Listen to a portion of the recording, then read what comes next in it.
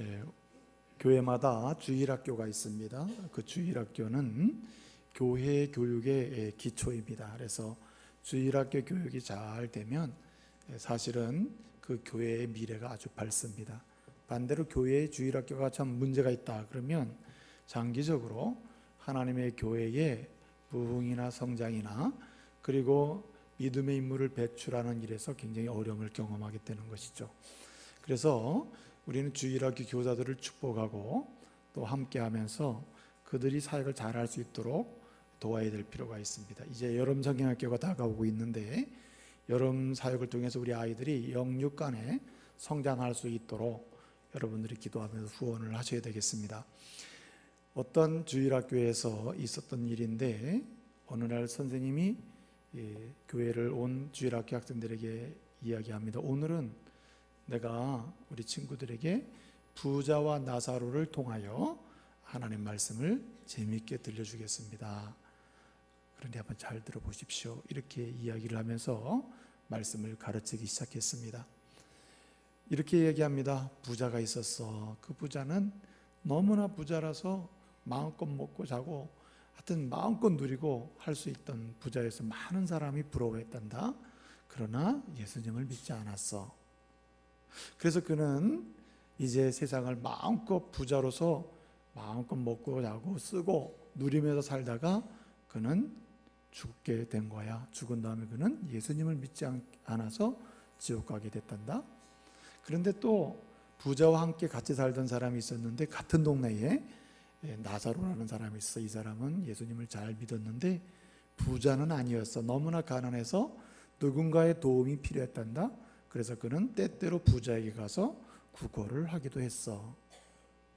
너무나 힘들게 인생을 살았어.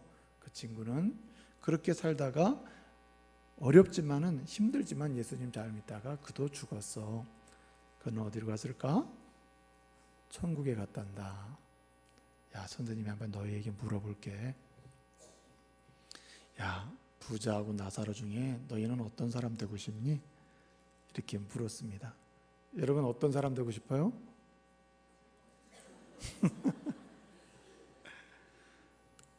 선생님이 그렇게 물으니까 아이들이 여러분처럼 대답을 못하는 거예요. 근데 그때 한 아이가 손을 번쩍 드는 거예요. 그러더니 대답을 합니다. 네, 선생님. 그래, 너 얘기 좀 해봐라. 네, 저는 살아서는 부자가 되고 싶고 죽어서는 나사로가 되고 싶습니다. 여러분 정말 그게 가능하면 얼마나 좋을까요? 이 세상에 사는 동안 하나님 편에 살던 사람만이 내세에도 하나님 편에 있는 것입니다. 이 세상에 하나님 밖에 있던 사람은 내세에도 하나님 밖에 있는 것입니다. 이 세상에 사는 동안 주 안에 있던 사람은 내세에도 주 안에서 영생을 누리게 될 줄로 믿으시길 바랍니다. 그렇기 때문에 이 사는 날 동안에 우리의 선택이 대단히 중요하다는 말입니다. 사실은 오늘 우리가 이렇게 그리스도의 이름으로 모여서 하나님께 예배를 드리고 있는데요, 사실 오늘 저와 여러분이 이 자리에 있기까지는 여러분의 지난날의 선택이 있었기 때문에 여기 있게 되는 것입니다. 하나님이 저와 여러분을 선택하셔서 하나님의 자녀로 부르심에도 불구하고 어떤 사람은 그 부르심과 그 선택에 응답하지 못하고 하나님이 기뻐하지 않는 방향으로 선택함으로써 이 자리에 오지 못하는 분도 있다는 말입니다. 그러므로 이 자리에 와 있다는 말은 여러분이 이미 오래전에 선택의 결과가 오늘 이 자리에 와 있는 거예요. 반면에 또 이렇게 생각할 수 있습니다. 오늘의 선택이 여러분의 미래의 어떤 날을 결정하게 되는 것입니다. 과거의 선택이 오늘을 있게 하고 오늘의 선택이 앞으로 여러분에게 다가올 미래를 결정하게 된다는 것이죠. 그렇기 때문에 다시 말씀을 드립니다마는 그리스도 안에서 예수의 피로 제사함 받고 하나님의 자녀가 된 모든 그리스도인들에게는 선택하는 삶이 대단히 중요하다는 거예요. 선택을 어떻게 하느냐의 문제는 우리의 오늘뿐만 아니라 미래에 대단한 중요한 문제를 가져온다는 것입니다. 여러분 오늘 말씀에 보게 되면 에서와 야곱에 관한 이야기가 나옵니다. 그리고 오늘 본문은 에서의 잘못된 선택이 그의 미래를 어둡게 하고 하나님을 떠나게 하고 하나님을 떠나 유리하는 자라서 세상을 살게 되는 그런 결과를 가져온다는 사실을 오늘 말씀은 보여주고 있는 것입니다. 다시 말씀을 드립니다만은 선택의 중요성을 알려주는 것이에요. 여러분, 영어 표현 중에 에서 신드롬이라고 하는 말이 있습니다. 에서 신드롬. 이 에서 신드롬이라는 말은 무슨 뜻이냐면, 오늘의 안락함과 오늘의 만족과 오늘의 자신의 쾌락을 이유하여 그렇게 중요하고 주변에 중요하고 또 굉장히 의미 있는 것들을 다 포기한다는 뜻입니다. 모든 것을 다 포기해서라도 포기하면서까지 오늘의 쾌락과 즐거움을 추구하는 이런 사람들, 이런 모습을 뭐라고 부르냐면 에서 신드롬이라고 그래요. 그러니까요, 오늘을 위해서, 오늘 이외에 다른 날을 포기하는 것입니다. 오늘 현재의 만족을 위해서 또 다른 날의 기쁨과 의미 있는 만족을 포기하는 거예요. 그런데 여러분, 이런 에서 신드롬, 곧 에서가 오늘을 위해서 모든 것을 포기하고 그 다음에 오늘의 만족과 쾌락과 자신의 이기적인 목적과 정욕을 충족시키기 위해서 다른 것, 중요한 것들을, 의미 있는 것들을, 반드시 해야 될 일들을 포기하는 이런 에서의 선택이 에서처럼 그렇게 미래를 암울하게 만들고 미래를 어둡게 만들고 앞으로에 남겨져 있는 생애를 비참하게 만들어 놓을 수 있다는 말입니다. 그렇기 때문에 하나님의 은혜를 받고 하나님의 자녀되어서 이 시대를 살아가는 주의 백성들은요, 어떻게 되느냐, 이 에서 신드롬을 극복하면서 인생을 살아야 한다는 말입니다. 에서처럼 그러한 선택을 하지 말아야 된다. 에서의 신드롬을 극복하고 오히려 하나님이 주시는 은혜를 누릴 뿐만 아니라 하나님이 그 은혜를 힘입어서 우리로 하여금 하나님께서 계획하신 거룩한 일들에 쓰임받는 인물로 우리의 인생을 살아가야 한다는 말입니다. 하나님은요, 예수 그리스도를 통하여 저와 여러분을 이렇게 구원하시잖아요. 그러면요, 그들을 위하여, 또는 그뿐만 아니라 좀 넓게 하나님이 이 땅에 누구든지 어떤 사람이든지 이 땅에 보내시잖아요. 그러면 누구든지 이 땅을 떠나서 내세의 세계로 가기 전까지 하나님은 한 사람 한 사람을 향하신 하나님의 계획을 가지고 있습니다. 그 계획은 두 가지인데, 하나는 하나님이 그에게 필요한 은혜를 계속 내려주십니다. 할렐루야.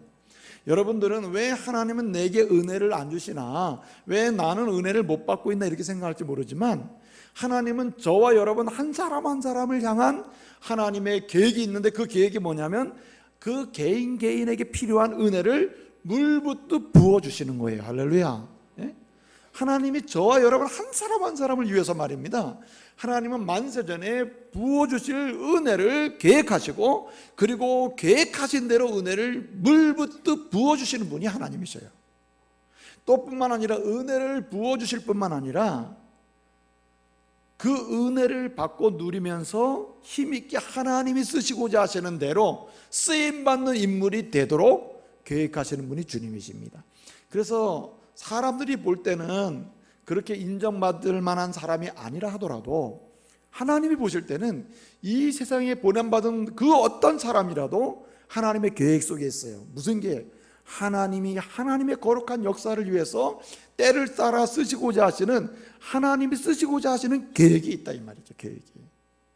그렇기 때문에 모든 사람들, 특별히 예수 안에서 구원받은 모든 사람들은 하나님이 물부터 때를 따라 부어주고 계시는 은혜를 받아서 누려야 하고, 동시에 받아 누릴 뿐만 아니라 그 은혜를 힘입어서 하나님의 계획하신 대로 뭐가 되어야 합니까? 쓰임받는 하나님의 사람이 되어야 할 줄로 믿습니다.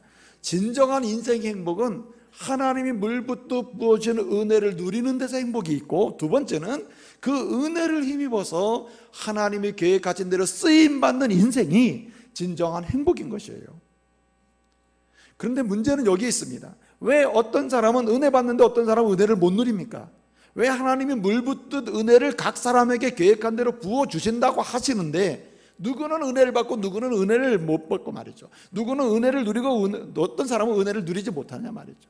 또 어떤 사람은 주신 은혜를 받으면서 누리면서 그 은혜를 힘입어서 하나님께 쓰임받는 사람이 있는 반면에 왜 어떤 사람은 하나님의 거룩한 역사에 쓰임받는 행복을 누리지 못하냐 말이에요.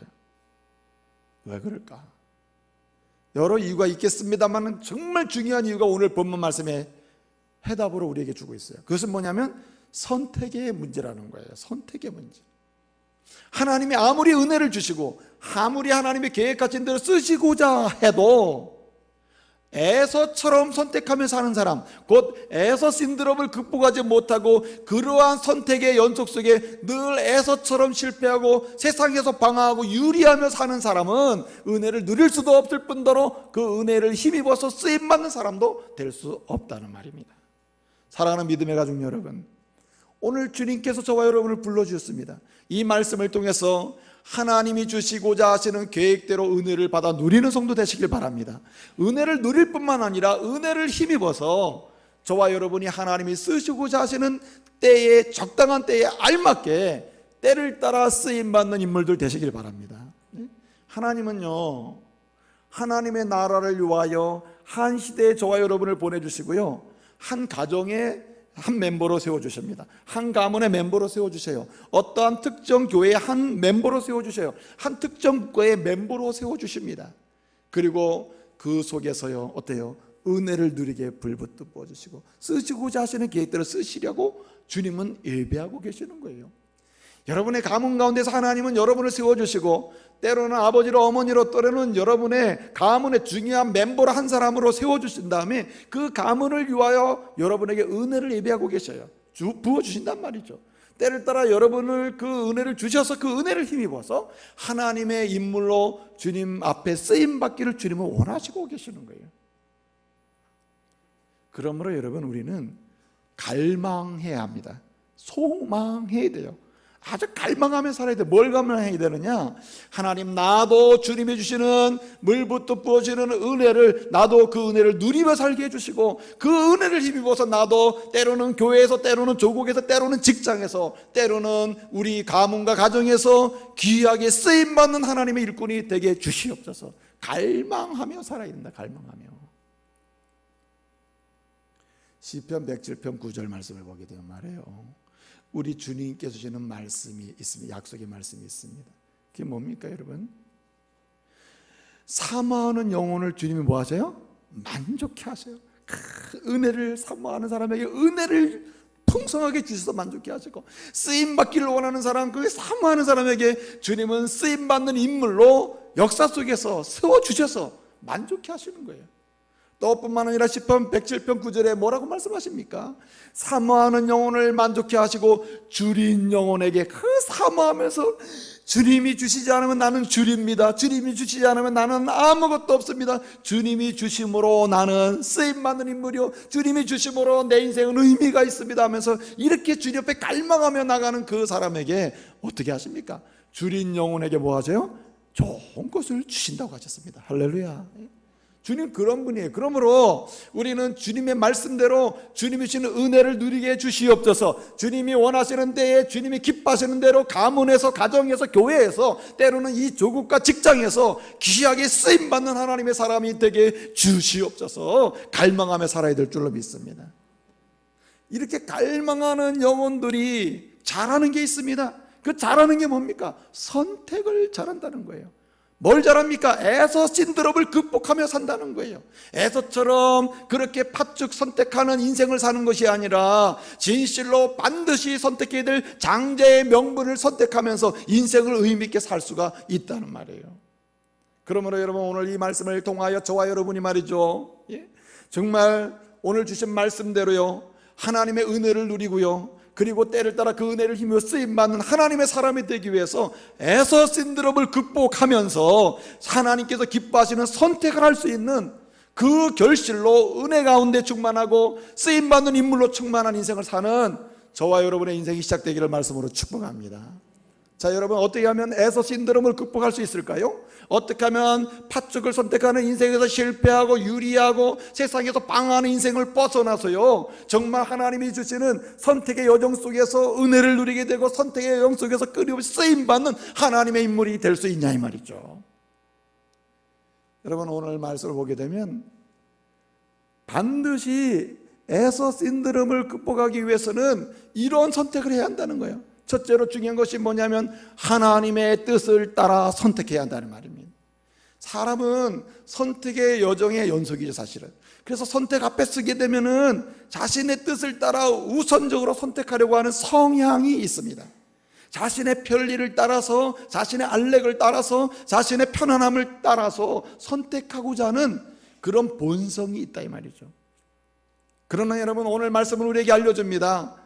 진정 에서 신드롬을 극복해서 하나님의 은혜를 누리고 쓰임받는 인물로 나가기 위해서는 정말 중요한 것이 있다. 선택의 첫 번째 기준이 하나님의 뜻을 따라 선택하라는 거예요. 여러분, 이 팥죽대 장자의 명분 아닙니까? 이 장자권이 주는 첫 번째 의미는 하나님의 뜻에 있는 것이에요. 여러분 보세요. 여러분이 아들을 낳습니다. 아들을 셋을 낳다 쳐요.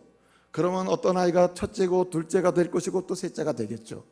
그러면 여러분이 부모의 입장에서 이렇게 하나님이 주신 아들을 셋을 낳은 다음에 여러분의 마음에 따라서 내가 오늘부터 순서를 바꿀 테니 그런 줄 알아라.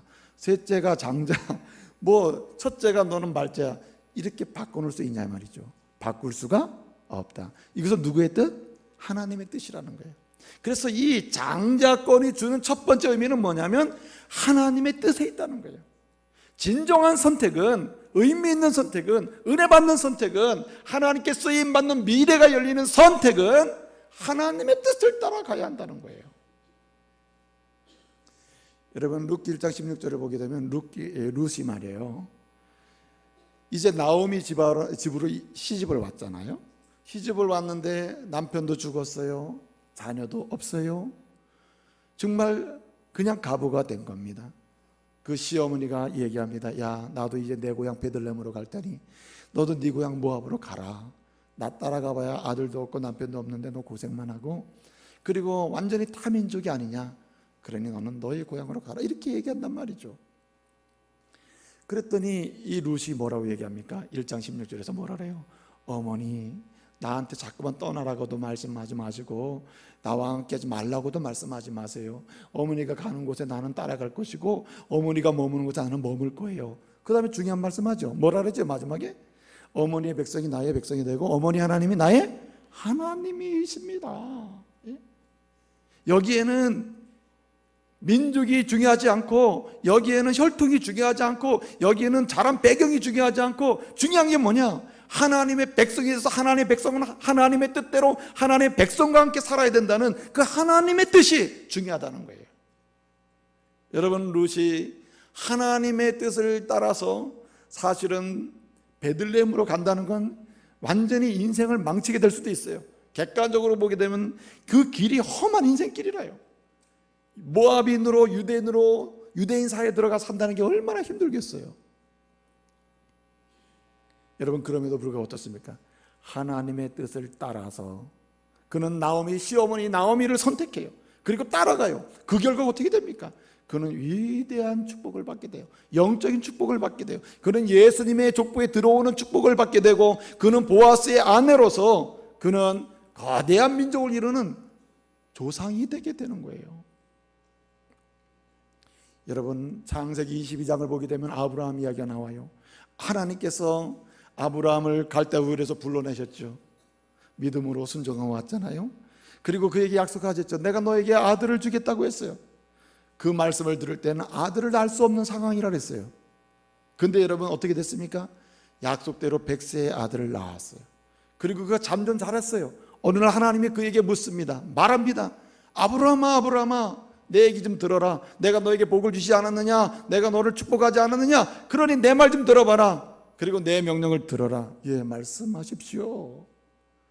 내 아들 독자 이삭을 여기서도 말고 저기 제단이 있는 모리아 산에 가서 하나님께 드려라. 나한테 드려라.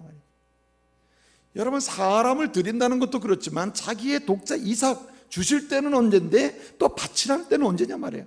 인간의 계산으로, 이성적인 사고로 계산을 아무리 해봐도 합리적으로 이건 하나님의 뜻이고 너무너무 이게 안 맞는단 말이죠. 근데 여러분, 어떻게 합니까? 아브라함이 아무리 생각해봐도 지금까지 하나님의 뜻과는 안 맞는 것 같아요. 내 생각과도 안 맞고 하나님의 뜻이라고는 좀 그러기엔 좀 이상해요. 하나님 좀 다시 생각해 보세요. 그렇습니까? 아니잖아요. 그가 하나님의 뜻을 따라 아침에 일찍 일어나서, 그리고 다 땔감도 준비하고 모든 걸 준비하고 이삭을 깨워 가지고 어떡합니까?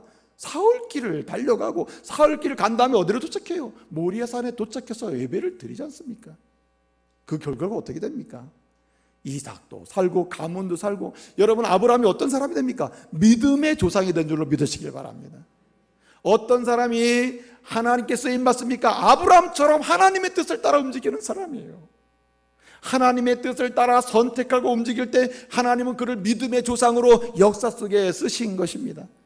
때때로 그는 도저히 은혜 받을 만한 환경이 아님에도 불구하고 그는 하나님의 뜻을 따라서 선택함으로써 그는 하나님의 은혜를 잊게 되는 거예요. 조카 롯이 말이죠, 이제 재산이 늘어나고 아브라함과 함께 할 수 없는 상황이 됐을 때 하나님의 말씀을 따라서 헤어지게 됐잖아요. 조카 롯이 먼저 선택을 했잖아요. 여러분, 아브라함 어떻게 합니까? 주님이 주신 대로, 주님이 뜻하신 대로 선택합니다. 좋은 것은 조카 롯이 다 가져갔지만 남은 것은 별로 좋은 게 별로 없어요. 그러나 여러분 어떻게 해요? 주님의 뜻을 따라 동서남북가라면 이것이 하나님 내게 주신 것이라고 여겼을 때 그가 거부가 되면서 하나님의 역사에 쓰임받는 인물이 된 것입니다. 우리의 생각과는 전혀 달라요. 다니엘 3장을 보게 되면 다니엘이 말입니다, 선택을 해야 될 상황이 오게 돼요. 다니엘의 친구들이 선택을 해야 될 상황이 와요. 내가 왕의 금신상에 절을 할 것이냐, 또 그 나라의 우상에게 절을 할 것이냐, 아니면은 하나님의 뜻을 따라서 살아계신 하나님만 의지하고 갈 것이냐 말이죠. 다니엘이나 그의 친구들이 어떻게 합니까? 하나님의 뜻을 따라서, 우리는 왕에게 절할 수도 없고 왕의 신상에 절할 수도 없고 우리는 왕의 신들에게 절할 수도 없습니다. 그러므로 우리가 풀무불에 들어가도 하나님이 우리를 살리실 것이고, 그 다음에 풀무불에서 우리를 살리시지 아니하실지라도 우리는 하나님의 뜻을 따라서 우리는 순종할 것입니다. 어떻게 해요? 살아나잖아요. 하나님은 계산상으로 하나님의 뜻과는 전혀, 하나님의 뜻에 따르기 어려운 상황에서도 합리적인 사고와 이성적 사고로 계산을 해보다 안 맞는데 하나님의 뜻이라면 순종하는 그 사람에게 우리가 상상할 수 없는 은혜를 경험케 주님은 예비하신 대로 주시는 거예요. 그래서 여러분, 우리는 때를 따라서 이게 하나님의 뜻인지 아닌지, 아니면 하나님이 기뻐하시는 것인지 아닌지에 대한 질문을 던지면서 선택하는 게 대단히 중요해요. 지극히 작은 일부터 큰 일까지 이게 하나님이 기뻐하시는 일이냐? 하나님 정말 즐거워하실까? 이게 주님이라면 어떻게 하실까? 질문을 던지면서 주님의 뜻을 따라 움직일 때 주님의 은혜가 넘치게 되고 주님의 쓰임받는 역사를 경험하게 되는 것입니다. 여러분, 루터 아시죠? 루터가 이제 종교개혁자 아닙니까? 그가 종교개혁을 하면서 수많은 사람들에게 하나님의 뜻을 따라 선택하는 인생이 진실로 은혜를 아는 것이요, 그리고 인생 가운데 쓰임받는 인생임을 계속 주장하며 설교를 했습니다. 어느 날 많은 사람들이 모인 곳에 설교를 하기 시작했어요. 설교 중간에 누군가가 남루한 옷을 입고 그리고 아주 힘들어하는 어떤 분이 들어오는데 보니까 그 사람이 그 가까운 곳에서 빈민촌에서 연약한 사람을 섬기는 전도사님이 들어오는 거예요. 설교를 마쳤습니다. 쪽지가 하나 올라와요. 보니까는 그 빈민촌에서 섬기는 전도사님이 간구를 부탁하는 거예요. 루터 선생님, 나에게 기회를 주시면 제가 빈민촌에서 섬기다 예수 그리스도 이름으로 그들을 섬기다 보니까 고아들이 많습니다. 이 고아들을 위해서 고아원을 건축해서 하나님 말씀으로 양육해서 이들의 미래를 축복해야 되겠는데 돈이 없습니다. 그래서 이 강구를 통해서 고아원을 세울 수 있는 그런 기회를 갖고 싶은데 기회를 주십시오. 이렇게 쪽지가 올라온 거예요. 그러니까 루터가 강구하시라고 그래서 시간을 줬습니다. 그 전사님이 나와가지고 이제 줄줄 얘기해요. 나는 빈민촌에서 섬기는 전도사인데 참 어렵습니다. 참 가난하고 힘들 뿐만 아니라 그들이 예수를 모르니 어떻게 하면 좋습니까? 쭉 강구를 하는데 이제 중요한 강구하는 것이죠. 특별히 고아들이 많습니다. 이들을 위해서 내가 좀 섬겨야 되겠는데 고아원을 줘야 되겠는데 지을 돈이 없습니다. 그러니 여러분들이 함께 좀 섬겨서 고아원을 세우고 어린 생명들을 그리스도의 일꾼으로 양육했으면 좋겠습니다 말이죠. 강구를 열정적으로 그 전도사님이 하는데, 이 루터가 말이에요. 이 루터가 그 뒤에 앉아서 이렇게 큰 강구를 듣다가 너무 감동이 된 거예요. 하나님의 뜻이 이 섬기는 것인데 나에게는 무엇을 섬길 수 있을까? 가만히 생각하니까 뭐 생각이 난 겁니다. 강구를 한참 하는 중에 목양실로 가가지고 자기 방으로 가가지고 서랍을 뒤적뒤적거려가지고 번쩍번쩍 빛나는 금을 하나 가져나온 금. 루터가 금을 숨겨놓고 있던 거죠. 근데 그 금이 뭐냐면은 금메달이야. 금메달. 루터가 조국을 위해서, 세계를 위해서 크게 기여했다는 의미로 이 독일에서 주는 큰 상이 있는데 요한킴 메달이라는 게 있거든요. 요한킴 메달. 그걸 받으면 모든 사람이 존경을 한단 말이에요.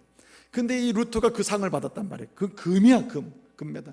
그걸 영광스럽게 생각하고, 야, 조국도 나를, 이 나라도 나를 인정하는구나. 그래가지고 그거를 잘 간직하고 있었단 말이에요.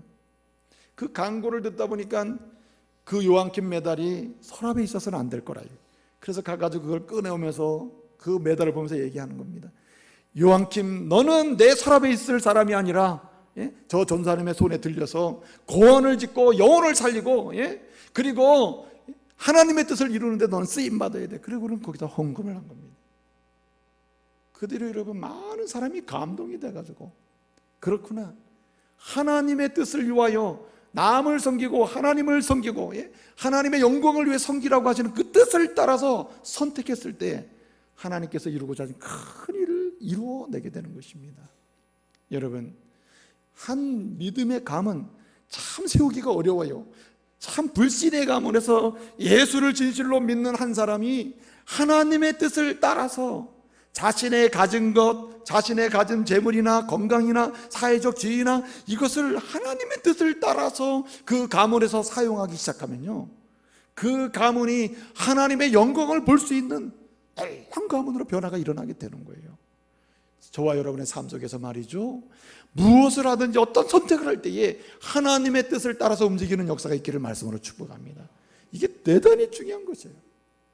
또 뿐만 아니라 여러분, 에서 신드롬을 극복하고 하나님의 주시는 풍성한 은혜를 누릴 뿐만 아니라 쓰임받는 하나님의 사람이 되기 위해서 어떻게 해야 하는가, 어떤 선택이 필요한가, 중요한 것이 있습니다. 그것은 뭐냐면 바로 내일을 위한 선택을 해야 한다는 거예요. 여러분, 여기 장자권이 있습니다. 장자권. 이 장자권이 주는 두 번째 의미가 있다면 그것은 내일, 곧 미래입니다. 여러분 생각해 보세요. 혹시 여기 장자 계십니까? 요즘은 뭐 장자래야 별거 없습니다. 그죠? 과거에는 장자면 막 그냥 뭐, 구약 시대의 장자는요, 일단은 아버지 유고시, 아버지가 돌아가셨다, 아버지가 아버지의 역할을 할 수 없는 상황이 됐다, 그러면은요 일단 가문의 대표자가 됩니다. 장자가. 그 다음에 아버지의 유산을 딱 있잖아요, 형제가 아무리 많아도 다른 형제들보다 2배나 더 받아요. 그 얼마나 힘이 있는 권리입니까, 장자권이. 또 뿐만 아니라 제사장권이 있어요. 그래서 아버지가 돌아가시면은 뭐합니까? 축복할 수 있는 권한이 있습니다. 근데 보세요, 가정의 대표권이 있고 제사장권이 있어 축복할 수 있는 권한이 있고, 또 심지어는 그 유산이 이제 있게 되면 유산에 다른 형제들보다 2배 이상을 더 받을 수 있는 그런 권리가 있다 이 말이죠. 자, 그런데 말이죠, 재산을 2배 더 받고 축복할 수 있는 제사장권이 있고 그 다음에 가정의 대표권이 있다 하더라도 이것을 언제 사용할 수 있습니까? 언제 사용할 수 있냐 말이에요. 1번 아버지가 살아있을 때, 2번 죽었을 때. 언제? 아버지가 이 땅에서 떠나가야 드디어 그 권한이 내게 오는 거예요. 그렇지 않습니까? 아버지 살아계실 때 아버지 장자라고 해서 그 권한을 사용했다, 그거는 아버지를 무시하는 행위라 이 말이죠. 그래서 이 장자권이라는 것은 그 장자의 모든 권한이 시행되기 시작하는 시점은 언제냐면 아버지가 돌아가셨을 때. 그러니까 무슨 말이냐, 아버지가 살아 계시는 한 이 장자권은 굉장한 권한과 풍성함이 있고 굉장한 대표권이 있다 하더라도 이것은 항상 뭐예요? 미래형이에요. 미래형. 현재가 아니라 이거죠. 그러므로 여러분, 진정으로 이 장자의 명분을 중요하시 여기는 선택을 한다는 말은 이런 뜻입니다. 미래를 중심으로 선택한다는 거예요. 오늘 하루 현재의 만족과 현재의 쾌락을 위해서 오늘 선택하게 되면 미래가 닫히게 되는 거예요. 그러나 여러분, 하나님의 사람은, 에서 신드롬을 극복할 수 있는 사람은 어떤 사람이냐? 미래를 바라보며 선택하는 것입니다. 내일을 바라보며 오늘 선택하는 거예요. 그래서 여러분, 시편 기자는 또 얼마나 고백을 많이 하면 여호와를 경외하십시오. 여러분이 여호와를 경외하면은 여러분의 미래는 주의 손에 있습니다. 시편 기자들은 계속 노래하는 것 아닙니까? 어디 그뿐입니까 여러분? 잠언 기자는 뭐라고 얘기합니까? 잠언 23장 18절을 보게 되면은 여호와를 경외하십시오. 무슨 얘기입니까? 하나님 안에서 미래를 보세요. 하나님 안에서 천국을 보세요. 하나님 안에서 여러분의 내일과 다가올 세계를 바라보십시오. 그러면 여러분들은 어떻게 한단 말입니까? 잠언 23장 18절을 뭐라고 얘기합니까? 여러분, 하나님 안에서 미래를 보고 하나님 안에서 내세를 보고 하나님 안에서 내일을 생각하는 그 사람, 여호와를 그렇게 소망을 갖고 앙모하는 그 사람에게 뭘 준다고 얘기합니까? 너에게는 정령이 내 장래가 있겠고 내 소망이 뭐하지 아니하리라? 끊어지지 아니하리라 했어요. 여러분, 그렇습니다. 여러분의 가문에 소망이 있고요, 가문에 장래가 있기를 원하십니까? 여러분의 개인의 소망이 있고 개인의 인생의 미래가, 장래가 열리기를 원하십니까? 그러면 어떤 선택을 해야 되느냐? 미래, 하나님의 나라와 관련해서, 하나님이 주는 세계와 관련해서 하나님이 내게 주실 앞으로의 소망을 기대하면서 오늘을 선택해야 한다는 거예요.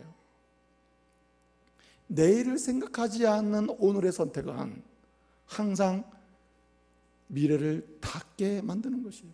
어둡게 만든다는 말이죠. 어떤 말이죠? 사람이 눈이 아픈 거예요. 그래서 왜 이렇게 점점 좀 시력이 좀 안 좋아지는 것 같고 보이질 않는 겁니다. 예? 그래가지고 안과를 갔어요. 그 병원을 갔더니 의사 선생님이 이야기하기를 이 시신경에 문제가 있으니까 빨리 수술하지 않으면 시력을 잃어버린다는 거죠. 그래서 수술을 했습니다. 수술이 얼마나 잘 됐는지 이전보다 시력이 더 좋아졌어요. 이렇게 잘 보이는 거예요. 근데 여러분, 시력은 좋아졌는데 기억력이 점점 감퇴하는 거예요. 시력은 점점 좋아지는데 잠시 후에 지난 일도 다 잊어버리고 기억력이 없어지는 거예요. 그래서 너무나 놀래가지고 시력은 좋아졌는데 기억력이 지금 문제가 됐으니 어떻게 하면 좋습니까? 그 의사 선생님한테 가서 그러니까 의사 선생님이 이야기하기를, 환자 선생님 정말 죄송합니다. 이제는 선택해야 될 때가 왔습니다. 시력이냐 기억력이냐? 예? 시력을 선택할 것이냐 기억력을 선택할 것이냐? 시력을 계속 더 좋게 하면서 선택하면은 기억력은 아예 잊어버리게 될 겁니다. 그러나 기억력을 선택하게 되면은 수술을 하기에는 시력은 회복하기 어려울 겁니다. 아마 장님이 될지도 모르겠습니다. 이렇게 얘기를 하는 거예요. 여러분 같으면 뭘 선택합니까? 어째 이렇게 말이 없는가요? 여러분 같으면 뭘 선택해요? 시력입니까? 기억력입니까? 예? 이 사람이 얘기합니다. 됐습니다. 수술 안 하겠습니다. 난 시력을 선택하겠습니다. 의사가 묻습니다. 아니 선생님, 왜 시력을? 앞으로는 기억이라는 기억은 없어질 텐데 왜 시력이냐? 하나님이 내게 주실 미래는 있는데 경험하고 잊어버리는 게 낫지 계속해서 볼 수 있는 건 보며 살아야 될 게 아니냐고. 예? 그렇게 얘기했다는 거예요. 제가 왜 이 말씀을 드리냐면은, 오늘 육신의 눈은 뜨고 있으나 영적인 시력을 상실하고 사는 사람 많아요. 세상에 풍성한 것, 세상에 경험한 것, 경험하고 싶은 것, 그거 기억하며 살면서 영적 시력은 상실돼 가는 줄 모르고 사는 사람이 있다 이 말이죠. 이런 사람의 특징이 뭐냐면 에서 신드롬을 극복하지 못해요. 왜? 미래와 상관없이 오늘을 선택하기 때문에 그렇다 이 말이죠. 사랑하는 믿음의 가족 여러분, 우리는 그리스도 안에서 구원받은 자예요. 그러므로 하나하나 선택할 때마다 하나님 나라를 생각해야 돼요. 하나하나 선택할 때마다 내일을 생각할 수 있어야 돼요. 하나하나 선택할 때마다 우리의 가문이 그리스도 안에서 어떻게 전개될지 선택해야 합니다. 내가 오늘 아버지로서 이것을 선택하면 내 자녀들의 미래는 하나님 안에서 어떻게 변할 것인지 미래를 생각하며 선택해야 한다는 거예요. 내가 어머니로서 오늘 이것을 이렇게 선택하면은 우리 가문의 미래가 하나님 안에서 어떻게 변화되고 어떻게 전개될 것인지 그 미래를 생각하며 선택해야 한다는 거예요. 수많은 아버지들이, 수많은 어머니들이 선택의 여정 속에서 미래를 생각하지 않고, 자녀의 미래를 생각하지 않고, 가문의 미래를 생각하지 않고, 교회의 미래를 생각하지 않고, 오늘 자기가 원하는 대로 오늘의 만족을, 오늘의 자신의 명예와 이기심을 위해서 선택하는 가정 속에 그 장래를 망치는 사람이 얼마나 많습니까? 교회의 미래를 망치는 그런 그리스도인이 얼마나 많냐 말이에요. 제가 지금은 이제 그만두셨는데 참 고맙게 생각해요. 그 집사님에게. 그 집사님이 돈을 벌다 하는데, 돈을 그래도 제가 보기엔 잘 이렇게 수입도 괜찮으신데, 어느 날 이 돈을 좀 이렇게 벌어서는 안 되겠습니다, 목사님. 언제 이렇게 벌어가지고 언제 일하고 언제 멋있게 뭐 준비합니까? 미래를 제대로 한번 아주 확실하게 돈 벌어야 되겠습니다. 그럼 뭐 해서 돈을 벌려고 하십니까? 그러니까 목사님이 한 3년만 눈 감아 주시면은 확실하게 막 술집을 막 경영을 확실하게 해가지고 이 원주에서 제일 돈을 잘 버는 데가 술집이라 이거야, 술집. 그래가지고 얘기하기를 뭐 지금 그 깡패 누구도 뭐 이렇게 해서 돈 벌고 누구도 이렇게 돈 벌고 지금은 정신 차리고 하니까 그 돈 가지고 좋은 일 많이 한다는 거예요. 여러분, 그 사람은 몰랐을 때 그렇게 돈 벌어서 그렇게 좋은 일 하는 거예요. 그 하나님의 참 은혜 가운데 돌아섰다 보는 것이고, 예수를 영접한 사람이 남들이 과거에 그렇게 해서 예수 믿고 좋은 일 한다고 해서 나도 지금 술집 해가지고 돈 벌어가지고 왕창 돈 번 다음에 좋은 일 한다면 이게 하나님의 뜻이냐 말이에요. 그건 아니죠. 그것은 어떻습니까? 안 되는 거죠. 제 친구 중에 한 사람이, 제 중학교 동창인데요, 친구 중에 한 사람이 너 니네 아버지 뭐 하냐? 중학교 때부터 이제 자기 아버지 뭐 하는지 얘기하잖아요. 니네 아버지 뭐 하냐? 우리 아버지는 농사죠. 얘기를 합니다. 니네 아버지 뭐 하냐? 얘는 얘기를 안 하는 거야. 그래서 니네 집은 어디냐? 집도 얘기 안 하는 거야. 그래서 왜 그러냐? 알고 봤더니 저기 역전 앞에 학성동에 살더라고. 근데 얘가 그 아버지가 하는 일이 너무 창피한 거라. 부모가 하는 일이 너무 창피한 거예요. 온갖 음란한 그런 사업을 통해서 돈을 벌고 참 뭐 잘 먹고 잘 쓰고 있지만은 그게 부끄러운 거예요. 그 아이는 아버지 때문에 자신의 말을 표현할 수가 없는 거죠. 아버지의 직업 선택이 아들의 미래를 망치고 있는 거죠. 여러분, 그렇습니다. 여러분, 우리가 어떤 선택을 하느냐, 자녀의 미래를 생각하고 가문의 미래를 생각하고 자자손 등 그리스도 안에서 어떻게 그 미래가 열릴지를 고민하면서 오늘 선택할 때 하나님은 복을 주실 줄로 믿습니다. 이런 사람 주님이 열어주신다는 말이에요. 여러분, 어떤 두 청년이 도박장을 그렇게 좋아하는 거예요. 도박장을 계속하는 거예요. 그 동네 사람들이 말합니다. 두 명의 청년은 아주 버림받았다, 끝났다, 미래가 없다, 이렇게 생각했어요. 어느 날 이 두 청년이 그렇게 좋아하는 도박장 앞에 딱 섰습니다. 딱 들어가려고 하는데 그날 마침 주일 저녁이라 땡그렁 땡그렁 교회 종이 치는 거예요. 그래서 이 종소리를 듣고 두 사람이 웬 종소리야, 들어가려다가 보니까 그 밝게 켜진 이 교회 앞에 등불 게시판이 있는데 그 게시판을 가보니까 뭐라고 써 있는 거예요. 보니까는 오늘 저녁 설교 제목 써 있는 거예요. 보니까 제사슨 사망이요, 이렇게 써 있어요.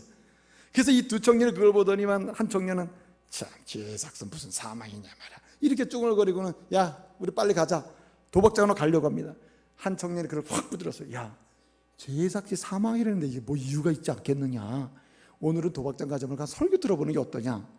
야 너나 들어, 나는 갈 거야. 그리고 그냥 도박장으로 들어가 버렸어요. 한 친구는 요리로 갈까 저리로 갈까. 여러분, 어디로 갔을까요?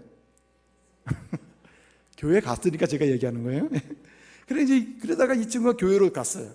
가가지고 그날 저녁에 하나님이 막 그를 위해서 예배해 주셨는지 그냥 제사슨 사망이요라는 이 놀라운 그 복음의 기초가 되는 말씀을 듣는 가운데 은혜의 복음을 딱 영접하게 된 겁니다. 그 예수님을 영접했어요. 완전 새 사람이 된 거예요. 그런 다음에 30년이 지난 어느 날 미국 대통령 취임식이 열리게 됐습니다. 그날의 대통령은 클리블랜드라는 대통령이야. 영광스러운 자리에서 사람들이 존경하는 그 존경을 받으면서 대통령 자리에 취임을 하는 거예요. 이 대통령이, 클리블랜드가 누구냐? 그 도박장 앞에서 마지막에 교회로 들어갔던, 그래서 제사슨 사망이요 은혜 받은 그 사람이라. 그리고 그때 도박장으로 달려 들어갔던 그 친구는 그 대통령 취임식을 할 때 클리블랜드가 내 친구가 대통령이 되는구나, 그때 나도 교회로 갔어야 되는데 탄식하면서 저 미국의 어디 알 수 없는 시골의 감옥에서 그냥 눈물을 흘리면서 그 친구가 대통령 취임식을 하고 있다는 그 신문 쪽지를 하나 들고 탄식을 했다는 얘기예요. 이건 역사적 사실이에요. 여러분, 자신의 미래를 조금만 생각하면 도박장 앞에서 오늘 내가 도박장으로 들어가는 것이 우리 가문의 미래를 여는 것이냐, 아니면 우리 가문의 미래를 닫게 하는 것이냐, 들어가는 게 맞느냐 안 들어가는, 이 선택의 순간에 미래, 하나님이 우리 가문에 주신 미래를 조금만 생각하면 하나님이 주는 은혜의 선택을 할 수 있다는 거예요. 예? 오늘도 이 강원도의 수많은 사람들이요, 이 카지노 때문에 돈 잃은 사람이 그렇게 많은 모양이라요. 예? 본래 이 강원랜드 카지노는요, 이 강원도 사람을 위해서 있는 게 아니에요. 돈 많은 외지 사람이 가야 되는데 왜 돈 없는 강원도 사람이 가냐 말이에요. 예? 그래가지고 그냥 가가지고 이거 끌고 내리는 재미에 말이죠. 한번 오르락 하면 주여 주시옵소서 이러고 이거 끌고 내린다는 거야. 딱 하면 주의 은혜가 떨어지는구나 막 그랬는데, 이게 될 소리냐 말이죠. 그 랜드에 들어가기 전에 하나님, 여기 들어가는 선택이 우리 가문의 미래를 여는 것입니까? 우리 가문의 재정을 확장시키는 것입니까? 아니면 가난하게 만드는 것입니까? 조금만 질문하고 주님 앞에 기도하면 어때요? 은혜로운 선택할 수 있잖아. 오늘 도박장 다니는 분들 회개하시길 바랍니다. 카지노 들락거리면서 회개하시라고. 미래를 중심으로 놓고 선택하면 하나님이 그 미래를 연결시켜 어디까지 연결합니까? 영원한 하나님 나라까지 연결할 줄로 믿으시길 바랍니다. 그게 복이라. 뿐만 아니라 여러분, 이 장조건은 세 번째 의미가 있습니다. 이 세 번째 의미는 뭔가 하니 생명의 의미가 있습니다. 여러분 보세요. 여러분이 어느 집안에 가면 얘가 우리 장손입니다. 이건 뭐한대로 이게 대를 잇는다는 얘기죠. 이 장자권의 의미 중에 하나가 생명력이에요. 언약의 장자권, 이 언약의 신학에서 장자권은 하나님의 은혜 언약을 계승하는 사람이라 이런 뜻이 있는 거예요. 영적 생명력, 육적인 생명력, 생명을 상징하는 게 장자권이에요. 그러므로 여러분, 가장 좋은 선택, 에서의 신드롬을 선택하고 극복하고요, 에서 신드롬을 극복하고 그것을 넘어서서 하나님이 주는 그 풍성한 폭포수 같은 은혜를 마음껏 누리고 그 은혜를 힘입어서 하나님의 쓰임받는 그런 가문의 쓰임받고 가정의 쓰임받고 조국과 교회의 쓰임받는 그런 인물로 세움을 잇기 위해서는 어떤 선택을 해야 되느냐? 생명을 위하여 선택해. 생명을 위하여. 내 생명을 살리는 쪽이냐 죽이는 쪽이냐, 다른 사람의 생명을 살리는 쪽이냐 죽이는 쪽이냐, 나도 살고 다른 사람도 살게 하는 거냐, 나도 죽고 다른 사람도 죽게 만드는 것이냐, 이런 생명을 중심으로 선택해야 한다는 거예요. 이것이 에서 신드롬을 극복하는 방법이에요. 에서의 문제는요, 자기도 죽고 다른 사람도 죽게 하는 것이에요. 자신도 죽고 자신의 가문도 병들게 하는 선택이에요. 그렇기 때문에 제가 이 술, 담배 문제에서 말씀드리기 뭐한데, 그것도 조금만 선택하면 달라져요. 내가 담배를 피우므로 나도 죽고 내 가족도 병들지 하는구나. 내가 술을 먹음으로 나도 알코올성 간암에 걸릴 수도 있고 간경화가 올 수도 있고 나도 죽고, 예? 내 가족도 나 때문에 고생할 수도 있겠구나. 좀 달라지는 거 아니에요? 생명을 조금만 생각하면, 예? 나도 살고 우리 가족도 살고 다른 사람도 나 때문에 사는 그러한 생명을 중심으로 선택을 하면 하나님이 그를 쓰시지 않을 수가 없는 것이죠. 여러분, 일본에 스기하라라는 사람이 있었습니다. 스기하라. 이 사람이 그 2차 세계대전 당시에 그 독일의 일본 대사로 가 있던 사람이에요. 일본 대사. 근데 이 사람이 예수를, 그 일본 사람에도 그 당시에 이제 복음이 들어가가지고 그 예수를 믿었어요, 이 사람이. 그래서 이제 독일로 발령이 돼서 이제 대사로 갔는데, 이 나치 히틀러가 얼마나 유대인들을 많이 죽였습니까? 전쟁 때. 그래서 막 그냥 나치 비밀 경찰들이 말이죠, 그 유대인들을 색출해가지고 죽이게 되는데, 어느 날 이 스기하라 이 대사가 말해요, 눈 떠서 아침에 일어나 보니까 자기 집 앞에 말해요, 사람들이 막 구름대처럼 몰려와 있는 거예요. 그래서 이게 도대체 어떻게 되느냐 물어보니까 얘기인즉슨 우리가 일본 비자를 받아야 우리 생명도 살고 우리가 이곳을 안전하게 떠날 수가 있습니다. 우리에게 좀 비자 좀 내주십시오. 이렇게 얘기하는 거예요.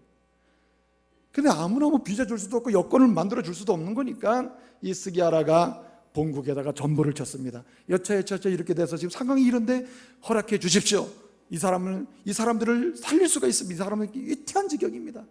그래서 본국에서 그 사건에 개입하지 말라, 관여하지 말라, 허락하지 말라, 이렇게 된 거예요.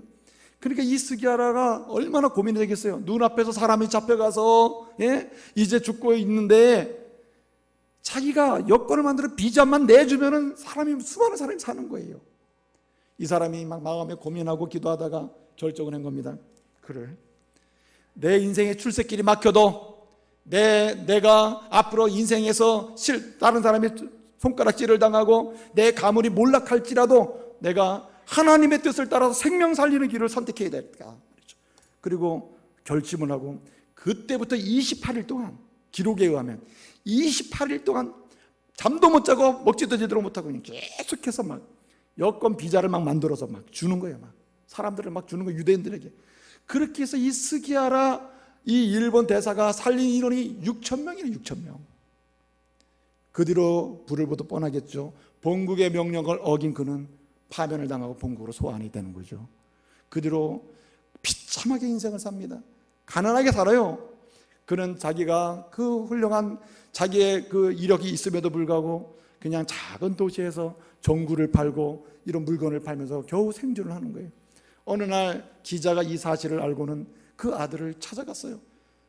여보시오, 당신의 아버지가 이렇게 훌륭한 사람이었는데 그때 이렇게 해가지고 그들을 살려주는 바람에 이렇게 가문도 몰락하고 이렇게 시골 도시에서 장사하면서 당신의 아버지가 지내고 있지 않소? 당신은 당신의 아버지를 어떻게 생각한단 말이오? 이렇게 질문했다는 거예요. 그러니까 이 스기야라 아들도 더 훌륭해. 뭐라고 대답하느냐? 우리 아버지가 선택한 것은 생명을 살리는 것입니다. 생명을 살리는 아버지의 선택을 나는 존경합니다. 하나님이 필요로 하실 때 우리 아버지는 기꺼이 자신의 모든 것을 내놓은 아버지입니다. 나는 아버지를 존경합니다. 할렐루야. 이것이 인생의 의미가 아니냐 말이에요. 여러분, 부유해서 행복한 것도 아니고 세상의 명예를 가지고 있다고 행복한 것도 아니에요. 하나님의 말씀을 따라서 생명을 살리는 하나하나의 선택을 할 때마다 무슨 일이 일어납니까? 거기에는 진정한 행복과 의미와 기쁨이 넘치게 될 줄로 믿으시길 바랍니다. 하나님이 이런 사람을 쓰시는 거죠. 여러분, 장자옥이라고 하는 사람이 있거든요. 이 사람이 쓴 책 중에 마지막 남은 생명이라는 책이 있어요. 마지막 남은 생명. 근데 그 책을 보면 무슨 이야기가 나오냐면 군 형무소에 있는 2명의 사형수 이야기가 나와요. 그 2명의 사형수가 한 명은 월남전에 갔다가 월남전에서 말이죠, 여러 가지 상황 속에서 동료를 이렇게 총으로 쏴서 죽여가지고 이렇게 사형 온도를 받고 사형수가 되어 있는 사람. 또 한 사람은 전방에서 말이죠, 총기를 난사해서 민간인까지도 죽인 이런 군인이 있었단 말이죠. 그래서 이 두 사람이 다 사형온도를 받고 있었는데 이 두 사람이 이제 곧 사형에 처하게 됐단 말이에요. 그러니까 한 사람이 이렇게 생각합니다.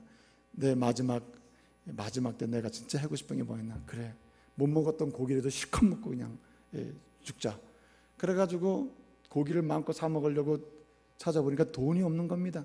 누군가가 자기에게 뭐 좀 넣어주는, 영치금 넣어주는 사람이 없는 거예요. 그래서 자신의 몸을 대학병원에 기증을 합니다. 내가 죽으면 대학병원에 기증을 할 테니 당신이 나에게 쓸 돈을 좀 주시오. 그래가지고 10만 원을 받습니다. 그래가지고 10만 원을 가지고 고기를 실컷 사 먹었다는 얘기예요. 그 기록에 실컷 먹었는데도 3만 원어치밖에 못 먹었어요. 그 사람들이 말을 합니다. 야, 친구야, 너는 고기 실컷 먹어 좋겠다. 그 제수들이. 그러니까 이 친구가, 야, 고기 실컷 먹으면 뭐하냐? 내 몸 팔아 먹는 거. 내가 이제 조금 있으면 난 죽는데 무슨 의미가 있느냐? 그리고 숙연해졌다는 거예요. 근데 한 친구는 생각하다 보니까 어떻게 마지막을 좀 보내볼까? 그러다가 자기의 수중에 있는 15,000원이 있었다는 거예요. 15,000원. 그 당시 작은 돈도 아니지만 이 15,000원을 다까지, 그래, 이거 가지고 나도 고기 좀 먹어볼까? 여러 생각하다가 이렇게 생각했대요. 아, 그렇구나. 이거 가지고 좋은 일에 쓰고 마지막 내가 가야 되겠다. 근데 마침 어떤 교회 전도사님이 성가대를 이끌고 이문을 해러 온 거예요. 그래서 거기다가 이게 15,000원, 내 수중에 모든 돈이 이 돈을 사용해 가지고 정말 좋은 일을 하나 좀 해달라고, 나는 가지만 좋은 일 했으면 좋겠다고. 그러니까 이 전도사님이 그 돈을 받아들고는 교도소 교회를 건축하고 있었는데 마침 강대상을 이제 사야 된 거예요. 강대상 사는 돈 여기다가 자기가 돈을 붙여가지고 강대상을 해놓은 겁니다. 그리고 이제 헌당하는 날이 됐어요. 헌당하는 날이. 헌당하는데 간증을 하는 이 강대상은 지금 무슨 일 때문에 사형수로 있는 형무소에 있는 어떤 형제가 15,000원을 자기 모든 것을 다 내놓고 여기에 얼마를 더해서 하나님 앞에 이 강대상이 헌물이 된 겁니다. 여러분 이 강대상을 볼 때마다 죄는 멀리하고 하나님의 은혜 받으며 말씀을 받으십시오. 이렇게 이제 간증을 했대요. 그랬더니 막 거기 왔던 사람들 수많은 사람이 있었을 거 아니에요. 그 은혜를 받고 결과적으로 어떻게 되느냐, 그 사형수가 가명이 돼가지고 무기징역으로 말해요. 그리고 잘 살았다는 얘기가 있어요. 그 진짜 그 책에 나오는 사실을 기록한 책이야, 사실. 장자옥 씨가 쓴 마지막 남은 인생. 제가 드리고 싶은 말씀이 뭔지 아시겠어요? 여러분 우리가 가진 것도 있고 없는 것도 있죠. 그러나 여러분 한 가지 분명한 것이 있습니다. 우리가 있든 없든 소유하든 소유하지 않든 간에 우리가 어떤 선택을 할 때 마지막까지 생명을 살리는 선택을 하면 주님이 우리의 생명을 살려주실 줄로 믿습니다. 이게 인생의 즐거움이라니까요. 이게 인생이. 예? 여러분 어떤 것도 여러분 선택할 때마다 생명을 중심으로 미래를 바라보면서 소망 중에 특별히 하나님의 뜻을 중심으로 선택하시길 바랍니다. 그때 여러분은 에서의 그러한 신드롬을 극복하고 하나님이 주시는 풍성한 은혜를 누리게 될 뿐만 아니라 때를 따라 쓰임받는 주의 종들이 될 줄로 믿습니다. 기도하겠습니다.